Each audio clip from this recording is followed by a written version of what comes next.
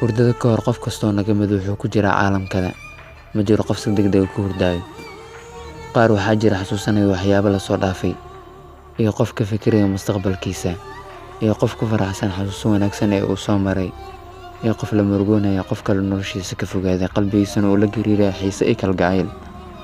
Lagana yaabo inuu qalbigiisu dhahayo, haddii aan qalbigayga dhex dhigi lahaa jirkiisa dhexdiisa wuxuu dareemi lahaa waxaan anigu hadda dareemayo. Dadkaas waa kuwa ugu badan ee soo mara murugooyin xanuun leh. Kuwa waa kuwa nolosha ka bartay cashiro aad u adag. Ugu dambeyn waxay ogaadeen in ku kalsoonaashada Ilaahay qeyrkiisa ay qalbiga dullinimo u tahay, ku kalsoonaashada Rabbina ay qalbiga daawo u tahay. Assalaamu calaykum waraxmatullaahi wabarakaatuh.